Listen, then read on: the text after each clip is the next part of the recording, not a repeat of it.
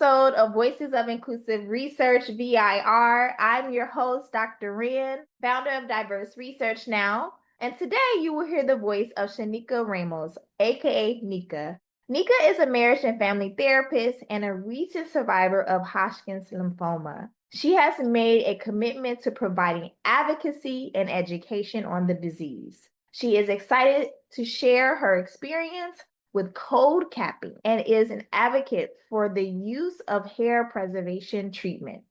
I have been looking forward to this conversation. So let's get started. How are you doing today, Nika? I'm good. How are you? I'm doing good. Just fresh off a plane Yeah. from Yep. Chicago, from our Brain Health Summit in Chicago. But so excited to have this conversation with you about your Yeah.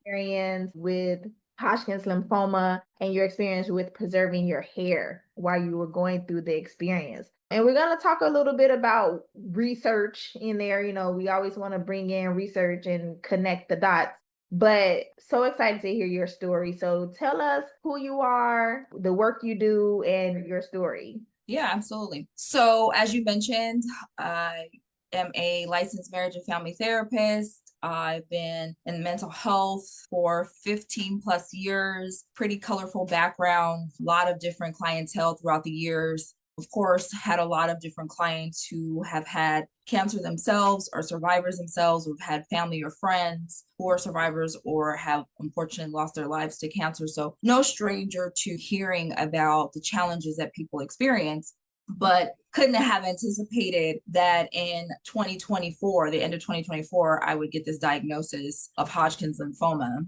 So that was that was very, it was a lot to take in after 7 months of going through a lot of different doctors, a lot of different question marks about the symptoms that I was experiencing, and finally getting this diagnosis. I didn't know much about Hodgkin's. I had been doing some research along the way just in case because they told me it was a possibility. So when I got the final diagnosis, I knew sort of what I was up against, and I knew hair loss was one of the main things. Now, what happened at the beginning? What signs did you have? What happened to you and to Yeah. your diagnosis? Like what? Yeah. Yeah, that's a great question. So many people have asked me. So just from what I have heard from other survivors, and then from what I've heard from my oncologist, a lot of people stumble across Hodgkin's by accident. The typical signs are masses in your chest that are found from CT scans. What I experienced, I didn't have the typical symptoms like itchy skin. I didn't lose weight all of a sudden. I had pain in my neck. So I excruciating pain from my neck to my left arm for about a week or so. And I had just come off of a trip abroad, maybe some weeks before that. So I had thought maybe I pulled a muscle or something. Wow. Okay. And initially, I went to urgent care and was told that that's what happened. They gave me some pain meds.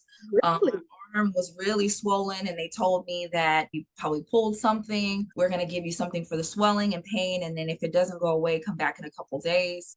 But I knew better. I went to the emergency room that night.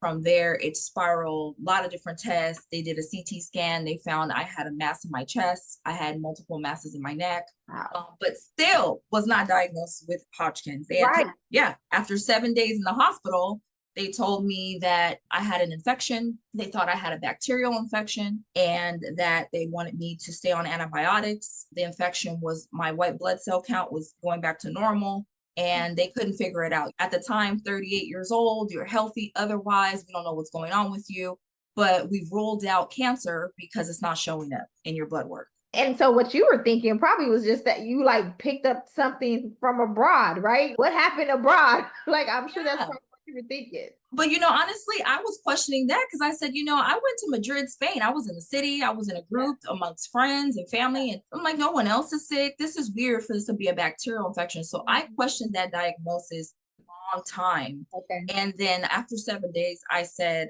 I need to get a second opinion because after 7 days, this is crazy. I'm not super sick. So the thing about bacterial infections is typically people have high fevers, and I never had that. So I went home and I went on this journey. I saw doctor after doctor after doctor, trying to figure out what was going on. And then after that initial antibiotics, the 2 weeks that I was on it, I got another CT scan and that mass was still there. So I finally, after a lot of advocating, a lot of pushing back with doctors, I finally got a second opinion through UCSD. I saw a thoracic surgeon and an ENT surgeon, and they said we need to do surgery to go in and remove this mass bit by bit. We're going to use I forgot what the procedure is called, but they actually used a robot to go into my side to take the mass because where it was located was very difficult to get to. So 4.5 hours later, I had a bit of my lymph node removed from my neck, and then I had this mass taken out of my chest. And I had to wait about 3 weeks for the testing, and that came back Hodgkin's lymphoma. So at the end of 2024, early December, I got diagnosed with Okay. Hodgkin's lymphoma. Wow, 3 weeks, that was a long wait. How long was that 3 weeks? I'm sure it was a long 3 weeks. I am a woman, aside from the mental health, been doing this for a long time. I practice what I preach. I really didn't allow myself to get anxious or worried about something that was out of my control.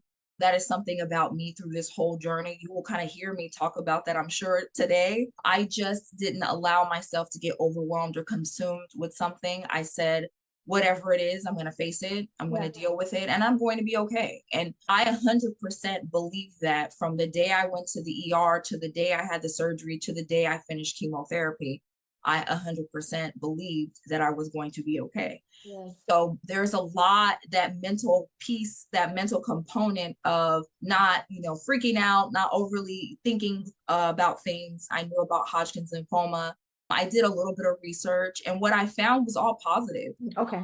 Fortunately, Hodgkin's lymphoma is one of the most well-researched cancers out there. And when you are younger and diagnosed with it, you have a better chance. So there's about a 90%, it might be a little bit higher, chance that I will never get this again in life.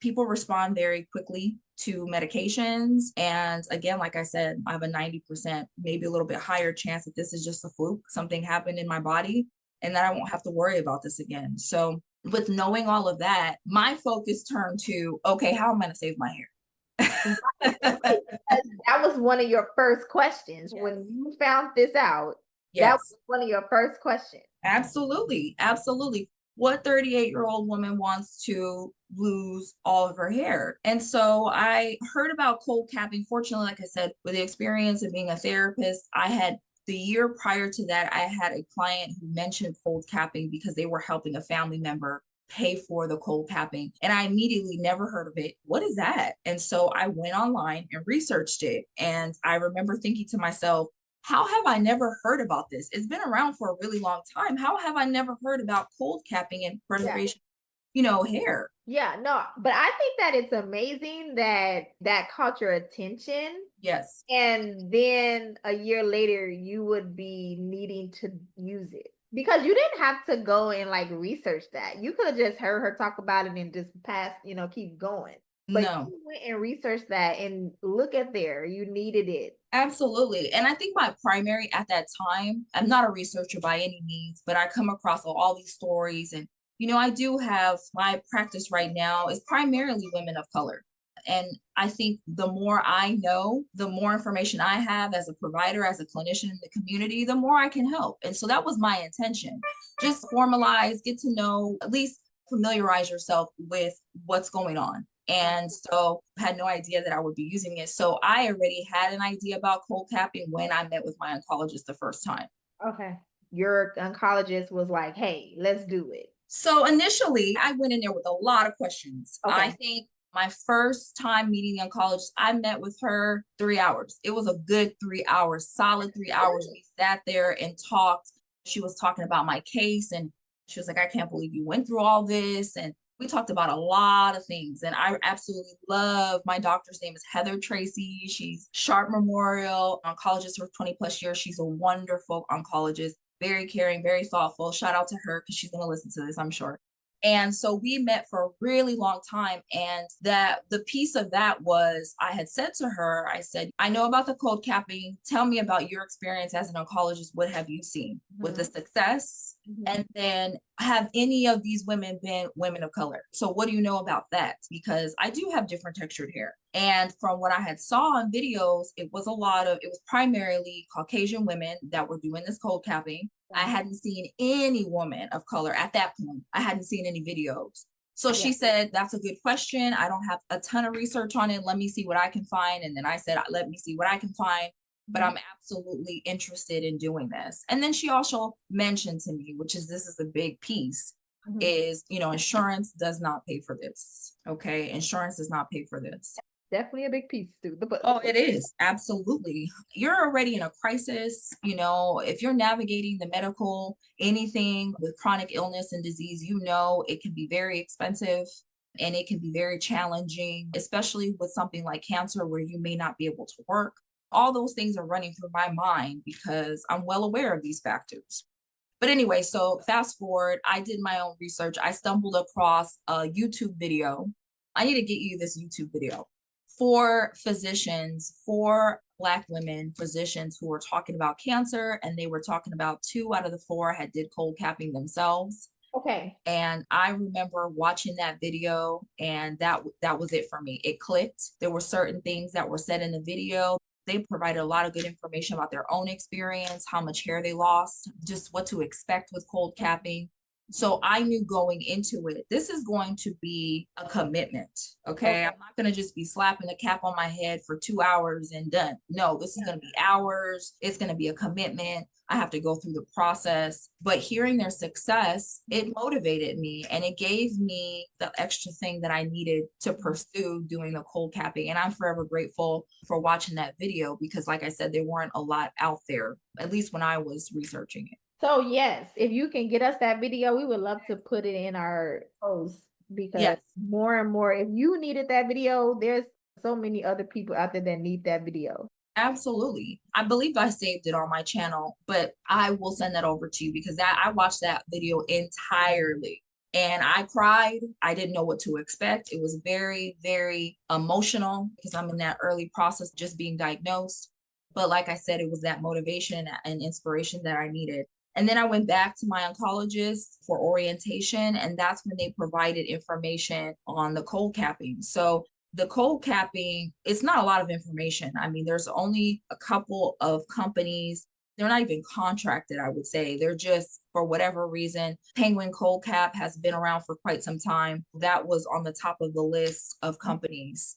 Trusted companies. So I called the representative that same day we left orientation and I called and, started set up an appointment to have a phone call later on with a representative so I could ask them all the questions and start the process as soon as possible. Yeah. How open were they with answering your questions? Very open, very open. The representative that I had, he shared a little bit about his story and how he got into cold capping and what he's seen.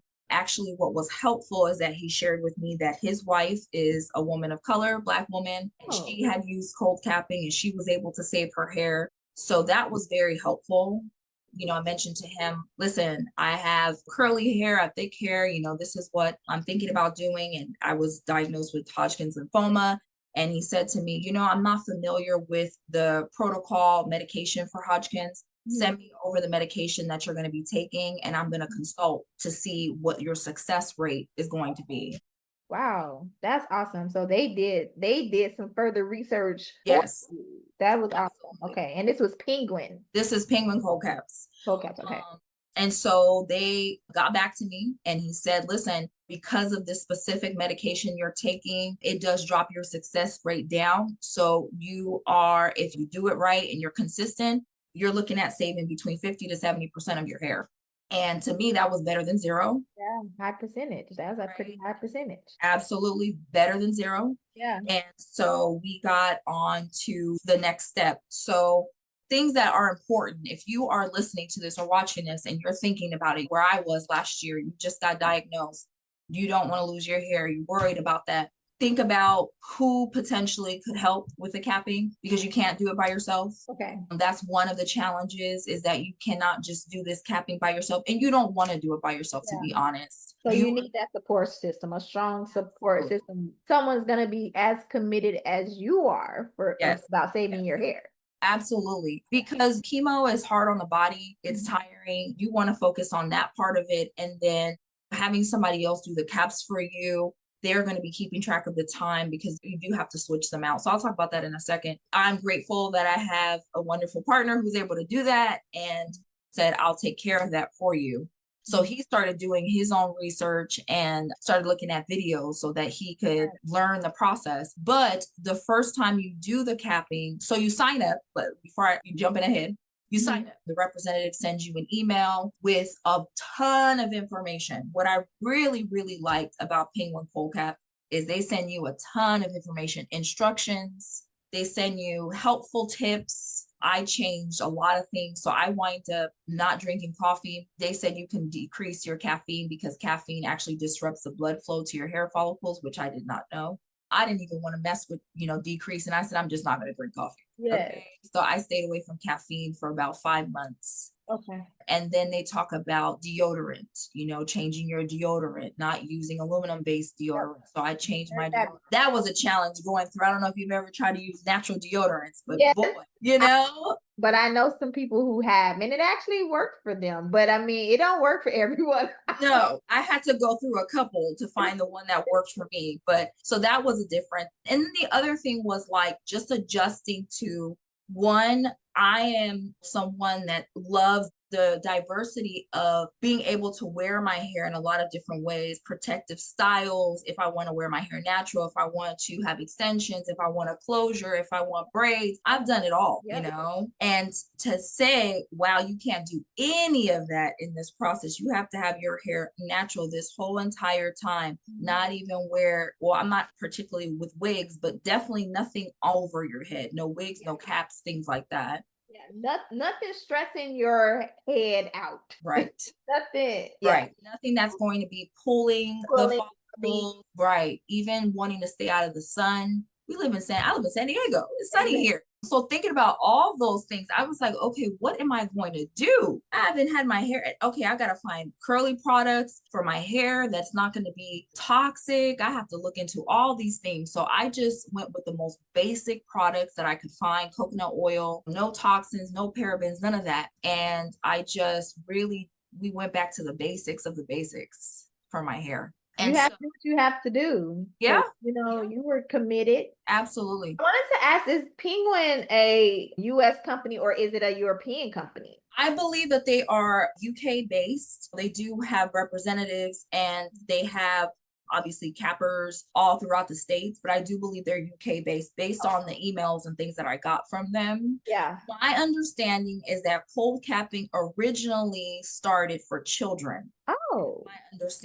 My understanding is that Penguin started cold capping about 29 or 30 years ago, and it originally started for children, and then it just grew. However, it's not really talked about and heard of, at least in the States, and you don't really see a lot of it. I think people just anticipate they're going to lose their hair. Yeah, and the doctors are not talking about it either. No. Because I feel like that's where you would want to hear about it first. That should be an option. And once you get this diagnosis, like that should be in the packet or something, whatever they're giving you. Yeah. For me, even what my experience is my doctor, she came to the infusion room to talk to me about something else and she saw me capping. And so she got to see it like as it was happening, live. And some of the nurses in the infusion rooms were saying, they asked questions, but I was open to that. I was definitely, when it comes to this topic in particular, just cancer overall, I've been very transparent about my experience because I think not enough people, rightfully so, you don't have to, but a lot of people don't want to talk about it. This is probably one of the hardest things they've been through in their lives, and it's difficult to talk about. So I get that. But I said, no, I'm going to talk about my experience because there's so much miseducation out there. There's a lot of ignorance. There is a lot of just misinformation in general. And so if I've been able to help through talking about my experience, and that's great. Yeah, no, thank you so much. That someone is going to listen to this and they're gonna commit to cold capping, and this video is gonna be added to that video that you found the next video they watch. I hope so. I hope so. About cold capping, because the reason why I really wanted you to talk about it and really to get this out on our platform is because I had never heard of it before. As a researcher, not that I research in this area, my background is like brain health and Alzheimer's and dementia, but I had never heard this. As a Black woman, Black women, we all know we do have high rates of cancer, especially breast cancer and even other types of cancer. And so, yes, many of them lose their hair. And so I wanted to bring this to the platform because if it can help someone, a woman of color, to keep their hair, to give them that confidence and empower them as they're going through a diagnosis like this, I want to do that. So Absolutely. definitely thank you for your transparency in this. And I jokingly said, but was very serious, jokingly said to my doctor, I said, as long as I have enough hair to braid, at the end of the day, I know that I can get extensions put in, I can get a closure, I can do Yeah. that. As long as I have hair on my head to braid and my hair will grow back, I am confident of that. You know, I've always kept my hair healthy. I was just very adamant about that. And so, kind of jump to the process. So the way Penguin Cold Cap works is that you're renting the cold caps from them on a monthly basis. Okay. So please, please, please, please, like, just listen. I didn't know about any of this stuff. I'm finding it out as I'm going. But there are so many resources out there to help you, even if you can't get your insurance to pay for it, which I will say, try anyway. Yeah. Try anyway. Don't listen. Try anyway. You never know. Insurance companies are paying for this more and more. They're starting to pass different, legislations, laws, and all these things. Even within my insurance company, they don't pay for it, but there was a loophole. So I got some of it paid for, but I would have never known if I didn't try. Good to know. You know, Good to know. don't just So go try. with, you have to try. You have to try. Okay. Does that take more time and more energy from you? Yes, it does. Yeah. But it's worth it, in the long run. You sign up, you pay for the monthly, and then you can ask them, do you know any nonprofits? There's a nonprofit out there, I think you're going to list this with this video, called Hair to Stay. They provide you with a subsidy if you qualify. The application process is fairly simple. So you go on there and you can apply for that. You can also ask whatever company you go through, the Penguin cold capping, or any other company that maybe your oncologist has in the orientation packet. Ask them if they provide any assistance or subsidies. Also ask your oncology department about the financial support. They have resources there. They have social workers and usually have someone there to support you in this process. So you can find out resources that are And available. hospital is different. So like every oncology unit is different. They might have different resources. So And depending on what kind of cancer you have. So with me, I didn't find the lymphoma and leukemia website wasn't that helpful. They have a lot of different things going on there, a lot of resources, but it wasn't available. But breast cancer, I mean, there's a lot of different resources. So even depending on the specific type of cancer you have, you may be able to find something out there for you. If you're a woman of color, if you're a particular age, So yes, asking for help. Don't be afraid to ask for help. Don't be afraid to say, I need support with this thing, with the finances, with travel. Even if you decide not to do cold capping, still ask for resources for support, whether it's with your co-pays, your deductible, travel, whatever it may be, because there are lots of things out there. And then I remember us talking about what not to do, because there was some research that you found where people was using it, getting these caps from Amazon, and it wasn't very successful. So tell me what you found about that. I'm pretty social. I'm a social person. Obviously, I'm a therapist. I talk to people. I'm comfortable talking to people. So I got to know and talk to many of the nurses in the oncology centers. Shout out to the nurses, the amazing nurses there. And, we started talking about their experience. And they said there were a few who had mentioned, and even I had talked to a patient, a woman who had also been diagnosed with lymphoma. I'm not sure what type, but she had mentioned, oh, I did the caps too, but I ordered mine from Amazon. And she said, yeah, I wind up balding. It wasn't quite effective for me. And so I just think that I've looked into it. I went on Amazon. I've looked at those caps on Amazon. They are by far way cheaper, much more affordable. But I Okay. think the problem with that is some of the designs of that cap. The cold capping from Penguin is a specific design.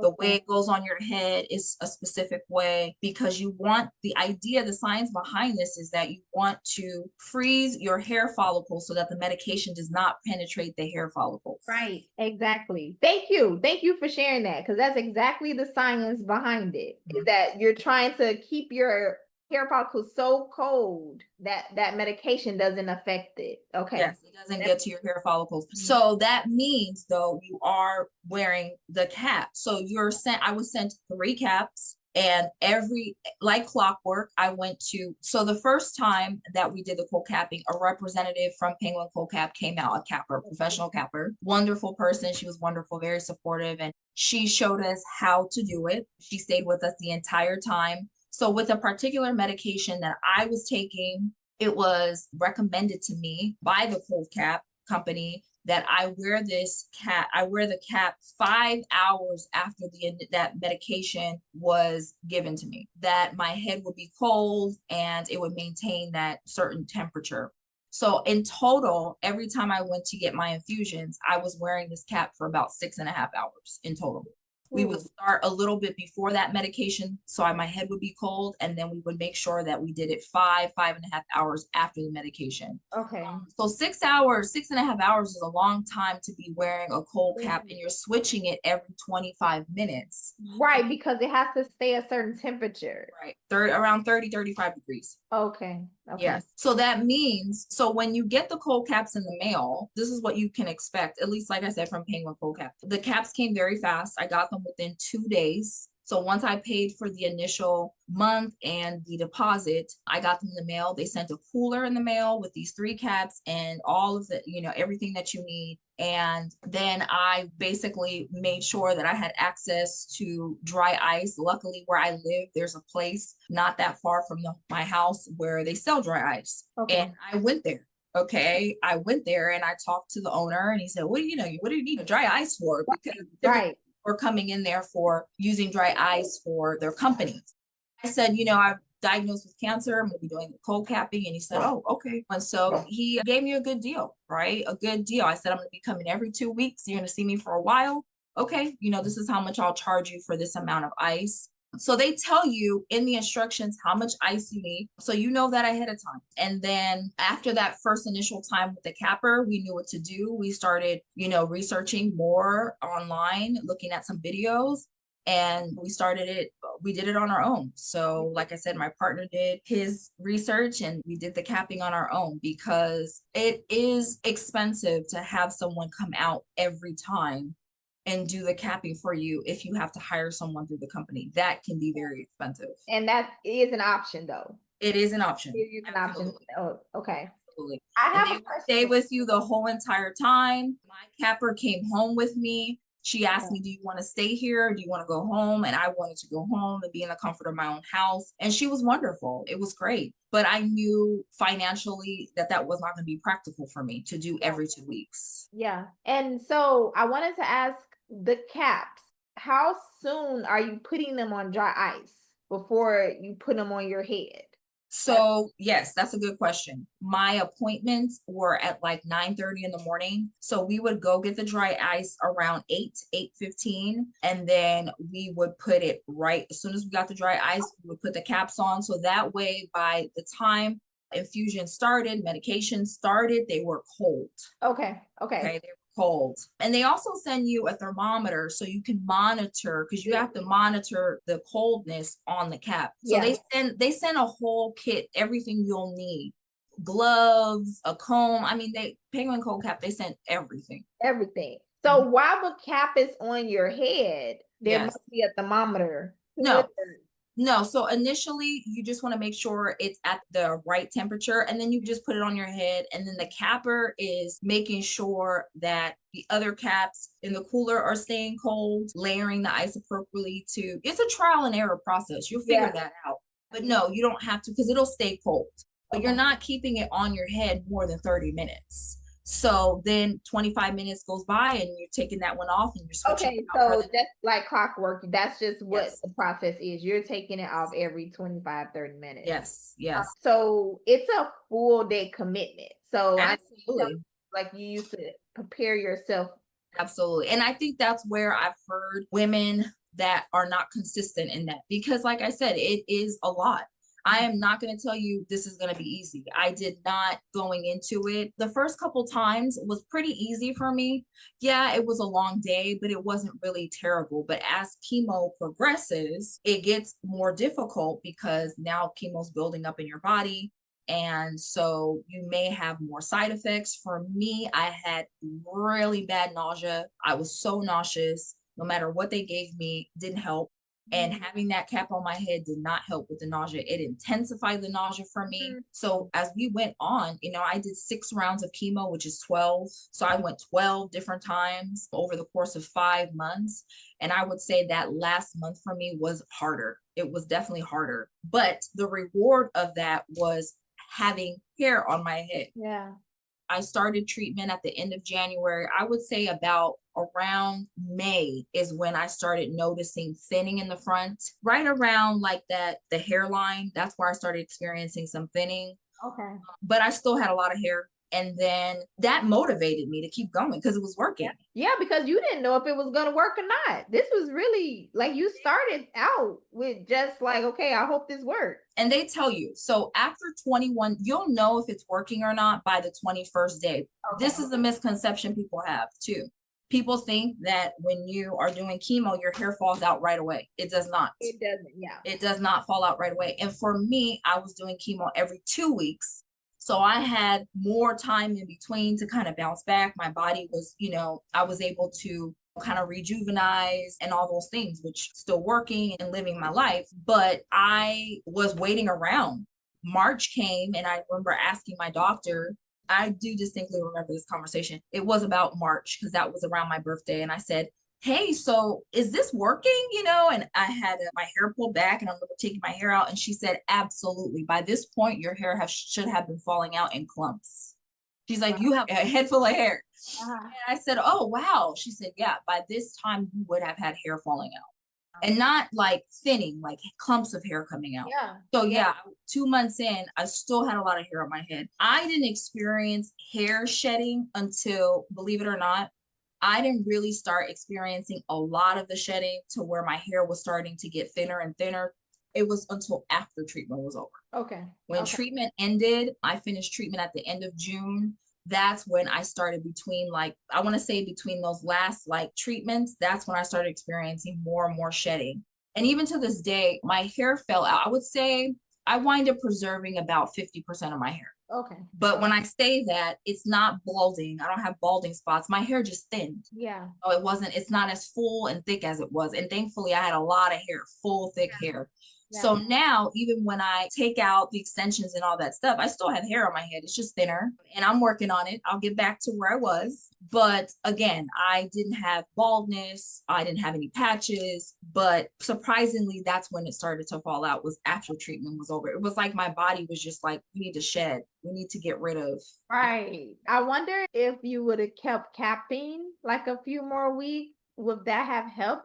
I think that, again, being told that to anticipate the 70 to 50%, the 50 to 70%, it was any woman who has lost hair and had it thinning, it's shocking. It is. Right? I don't have You children. won't see any hair coming off their Exactly. head. I don't have children, but what it really mimicked was almost like postpartum. Yes. Talk about with postpartum, the thinning around their hairline and the shedding, their hair is just shedding, won't stop. That's kind of what it mimicked for me. But it was just like, it was a shock. It was a shock. But I just kept reminding myself, you got through this far, you've done this much. And at the end of the day, what you said you needed was enough hair to braid up. And that's what you got. Right? I know that's right. I know that's right. It's still a win. And that's the other thing. I don't want to throw out this idea or illusion that you're not going to have hair loss. No, you are going to have hair loss. Yeah. These medications are extremely strong. You're fighting one thing, but you're losing some other things. So I didn't just lose hair on my head. You lose hair everywhere. My eyebrows were microbladed, so I knew even if my eyebrow hair was gone, I would still have eyebrows. Thinning of my eyelashes, that took a couple months to come back. Your body hair is gone. That's probably the first thing that I noticed. So you do notice changes in your body. No matter how healthy you are, no matter how strong you are, that does not matter. It's going to happen. But it's just about, like I said, going through treatment, still having hair on my head and not looking sick. That was really That important. was helpful for you. That helped you mentally. Absolutely.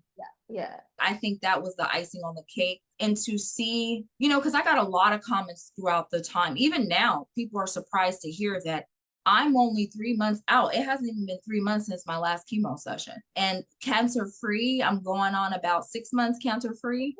So people are surprised to see that, to hear that. They're like, what? I would have thought you would have said 2 years or something. I'm like, no, this happened this year. Yeah, thinking that you will look sick, Absolutely. Absolutely. You're healthy and you look healthy. So that's awesome. But I also knew going into it, and here's the other thing, like I said, with Hodgkin's, the protocol is so clear. You are going to respond. You're going to get better. We know this. We've done all this research on Hodgkin's. People respond to chemo. I also was on the most updated, newest medication. So I knew that more than likely after those 6 rounds, I'm like, okay, I'm going to get better. In my mind, I knew I was going to be cold capping for that extended time. So I knew that it wasn't going to be something that it just goes on and on and on. And I think that might be challenging for a woman that doesn't know, right? I don't know how long I'm going to do this. How long is this going to be going on? I was able to plan financially. I was able to do all the things that I needed to do to make this work. But I don't know what it would be like for someone else. So that is also something you have to think about. And it is heartbreaking. It's absolutely heartbreaking that you have to think about money. It's absolutely heartbreaking that it's not considered a necessity. The medication throws you into alopecia. It's not something that you come in with a hair loss as a result of the medication. This is a consequence. And so it's just absolutely heartbreaking that not everybody will be able to do this, and it won't be an option. But if it is an option for you, please, please, please consider it. Yeah. And then with your research, did you find out that it might be more effective on people who have curly hair? Or what was So the video that I had watched initially, the women talked about their textured hair and what they experienced. So when I did some research, read into it, there was some studies that I came across that did initially have Black women in the studies, but the Black women did not complete the studies. Okay. I think the biggest challenge was the discomfort that they experienced with the cold cap on their head. Listen, I'm a polar bear. I did not care. I came in with my blankets. I jokingly said it's cold, but like I said, it wasn't so uncomfortable for me. Now, that just might mean I have a different level of distress tolerance. Exactly. Or something. But at that point, I had been through so much already. It wasn't anything that was just so terrible to me. I get it. And it does wear on you over time. But I think that was one of the things that I found in my own research, is that some of these women didn't complete the trials because it was uncomfortable. It was just so uncomfortable. I know. I mean, Black people, we don't like being cold. I get it. I'm telling you, that's just in our nature. I get it. And definitely not for 6 hours, 6.5 hours. So I mean, listen, like I said, you have to be pretty dedicated to it. But I am not special. If I could do this, you can do this. Anybody can do this if this is what you really, truly want. I said 2 things that I really, truly wanted. I wanted to preserve my hair, and I wanted to continue working. I knew those 2 things were going to be essential in me getting through this with my mental health, just treating me as a whole person. I needed to continue in the normalcy of my life as much as possible. Thank goodness I was able to do both of those things. With realistic expectations, though, right? I had to be more realistic. And as I was losing hair, as I was going through the process, it was just that constant reminder of, but you're not bald. But you're not bald. You still can you can pull it up. You can still do things with it. Now, months later, now I'm seeing, okay, it's growing back. It's growing back. It's going to get to where it was once, hopefully better. And like I said before, I'm going to be okay. Yeah. Now, what would you say to the researchers out there that's still researching this? And we already know we need more people of color in these studies, and that's just across the board for Mhm. something like this as well, right? Because, like you said, you didn't find many women of color that had went through this, even in your research. So we need to improve in that area. But as a patient, what would you have liked to see from the research? Like, where are the gaps that were apparent to you? I think that not having an actual success rate, not actually having the outcome for people, for women of color in particular, who have more coily hair, more curly hair, more coarse hair. I just was fortunate enough to hear stories from people, all those different, as I'm talking to you, I'm thinking about it, from the Penguin Coal Cap representative talking about his wife's experience being a Black woman and saving her hair, to seeing these videos out here, to my own experience, knowing that there are people out there who have tried it, who have had success, that look like me, that have similar hair textures. That meant the difference for me. I don't know if it's just like encouraging more women of color to become part of these studies, or talking about that and what's the incentive, what needs to happen there. But it's important because we are being affected. There are high rates, as you mentioned before, looking around in the infusion room and seeing women of color, seeing women different ages going through this, and seeing women who have lost their hair, who had no idea that this was a possibility for them. Mhm. Heartbreaking for me as a patient, but also an advocate and a clinician, because there's all those parts of me that are activated right in that moment when you're being asked by a woman, what is it that you're doing? What is that? And I'm like, oh, it's cold capping. I'm saving my hair. Yeah. Oh, how did you find out about that? Or what, or whatever. And I'm like, giving all this information.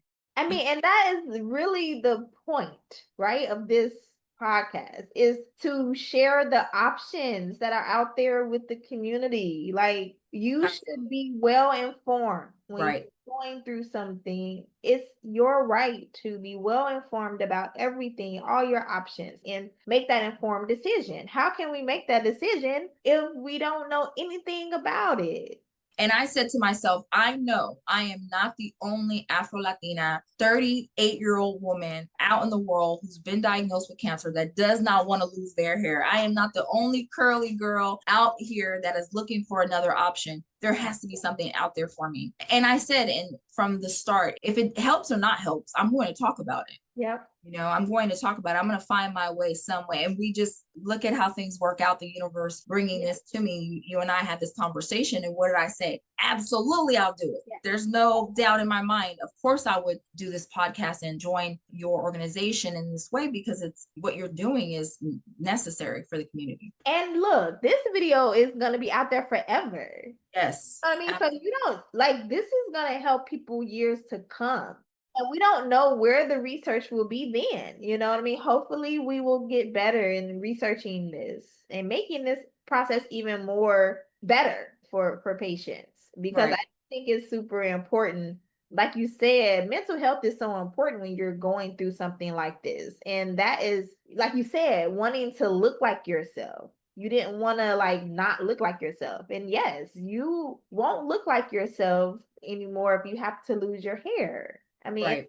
it messes with your spirit. And I just think that there's so that it really came down to like surrendering. For me, a big piece was I have to surrender, and that's not easy to do. And surrender, but this piece of like, I am so powerless over all these things. I am powerless over the fact that I got cancer. I'm powerless over the fact that I didn't get diagnosed for months. I am Yeah. powerless over the fact that I have scars on my body from these surgeries, but I am not powerless in how I treat myself during this process. And if I have the option to take some control, I Yes. will. That's what we did. Yes. Oh my goodness. I feel like that had to empower you. Like, Absolutely. I'm sure that was so empowering, and you needed that empowerment. You needed to take control of some piece of this. It Absolutely. was so out of your control, even being diagnosed. And our hair, it's one thing to, first of all, to tell a woman your hair will grow back. There's so much in that statement, right? That doesn't account for how they're experiencing it in that moment of not having hair. And we all know hair on your head does not grow like that. It doesn't grow overnight. It takes time. And for some people, it takes more time. Yeah. But it's not superficial or materialistic to like to have hair on your head. You know, I think that the choice of what you do with your hair is your choice. And when cancer comes in and it's devastating in this way, it takes that choice from you. So for me, my personal choice is not to wear wigs. I don't wear wigs in general, and I didn't want to wear a wig if I lost my hair. I don't think I probably would have worn a wig, to be honest. I think that would have made me feel less like myself. But Mhm. that's just me. At the end of the day, I knew that I was going to give this a shot. I owed it to myself. I would have been so frustrated, so incredibly devastated with Yeah. myself if I wouldn't have tried. Yeah. And Yeah. I knew, You had the knowledge, you had right. the information, and so you gave yourself a chance. Absolutely. I think that was the piece about doing this podcast. I talked to my doctor about it. I said, I got asked it. She jokingly said, she's like, you're who I am as a person. She's like, you need your own podcast. You just need to be talking in general. But I I said, agree. well, I we'll start. agree. I will start with this one, but I said that empowerment piece is so important in that level. I'm not going to do it unless I'm prepared to be 100% transparent and vulnerable about everything. And so, here we are. But I think the takeaway, if you're listening and you might be in tears right now because this is emotional and you may have been where I was, I hear you. I don't know exactly what you're going through, but I can imagine. But give yourself a fighting chance. Yes, yes. Give yourself fighting. Don't let anyone say it's just hair. No. Because it's not about you being vain. It's not about you. It's yours. Yours. It's your hair, and you Right. get to keep it. You want. It, You know what I mean? So don't let absolutely. anyone talk down to you if you want to keep your hair and you want to fight for yourself. And nothing is impossible. You know how many times the doctors and doctors and the nurses were like, "Wait, what? You got that? How did you get that? How did you do?" Because I called. I called people. I made Yep. the phone calls. I asked questions. I kept calling, right? And so you do that because there's no one else in this world that's going to fight as hard for me as me. Come on. Nobody. Nope. So I was willing to do it. And if I had the strength to do it and I had thank goodness the brain fog wasn't too bad. I could get in there and call and ask questions and things like that. But there's so many wonderful people out there. I came across so many wonderful people who just helpful, from penguin cold caps to subsidy to hair to stay. They're amazing over at Hair to Stay. Wonderful people, so helpful, easy process. If you qualify, easy process. All the wonderful people at my oncology office that I will be seeing for the next 5 years for follow-up, all those folks that just gave me little information here and there, and I would take that information and I just kept, I built up like a little database for myself. Yeah. And that's what it's about, because unfortunately, when you do get diagnosed with something like this, you are going to have to advocate. You are going to, whatever you put in is what you get back. Yeah. I mean, that's with anything. That's with any diagnosis. Right. Encourage everyone to fight for themselves with any diagnosis. But I think that piece, and that maybe that's a conversation for another topic, but I think the piece was like, there are people there to advocate for you, but you still have to put it in. You still have to do the work. Yeah. You still have to get the information. So, I mean, I made it work. I made it work because I was determined. And also, I have really amazing friends and family who were going to support me either way. Either way, they were going to figure out how they were going to help me. And like I said, I just had someone that could take off time to come with me to do the capping, and friends that would suggest products, friends that were, I had a wig on standby if I needed it, whether I wanted it or not. My best friend was like, "Oh, we're going to make you a wig if it doesn't work and you need hair." So I had it's a village of people. Yeah. It really does. And I'm just really grateful. So shout out to them as well, because they were just such a blessing to me throughout the process. And they gave so much, they poured so much into my cup that I was able to do these other things. I was able to advocate for myself in the way that I needed to because I had such a great backing of people.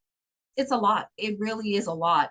I just encourage you to do the research, Yep. make the phone calls, ask the questions. Hopefully, I gave you some info today, a lot of content today of what questions to ask, what kind of hair do you have, financially, some support there, figuring out some resources, talking to your oncologist, or going through the insurance, seeing what they'll pay for, because their insurance companies they are starting to recognize co-capping. They are paying for it. Not enough of them, but they are starting to recognize the necessity. So that this is a medical necessity, Mm-hmm. right? Because they don't pay for stuff that's not, they don't find necessities. Asking those questions too, super important. Thank you so much, Nika, for your inspiring story. I am truly inspired. I hope someone else will be truly inspired. I'm sure they will. We will be adding to the post Nika's information. She is so open to helping someone else in this space. So if you need to reach out to her, she's going to allow you to reach out to her. And hopefully, we'll hear you on other platforms because your story is so important. So, we want to get your story out as far as we can. Perfect. I, Yes. I think that I really do think this is important for women of color to know. And not just women of color, any woman, but I'm saying women of color because I feel like we're disproportionately affected a lot of times by cancer, different forms of cancer. And then we don't have all this knowledge that other people might have. And so we want to make sure we're sharing the knowledge and informing our community. So absolutely. Absolutely. And ultimately, I'm doing what I love, and that is the passion for therapy and helping people. I've been doing this for over a decade now, and I'm just so glad that I'm past this hump in my life and I'm moving forward to continue in my practice and do what I love every single day and continue to share my story, because my clients have also seen me through this as well, and colleagues and all of that. So I am little by little getting the word out about the process and what I went through, including the cold capping. So thank you for getting this information out there. And I know that this is going to be helpful. I know someone's going to stumble across this and get all the information that they need. This was made for you. So thank you, Dr. Wren, for your time and the work that you're doing in the community. It's awesome. I look forward to hearing more of podcasts coming from you and all the extraordinary things that you're doing as well. Thank you so much. All right. Maybe we'll bring you back to talk about some of your work as a therapist. Absolutely. I think that's super important too. The mental health research is one of our focus areas as well. And we know there's so many things that we're finding out every day that affects our lifestyle and our mental health. And hey, we want our community to understand that too. So maybe we'll bring you back later. Okay, I'm open to it. Sounds good. All right. Take care. All right. Thank you.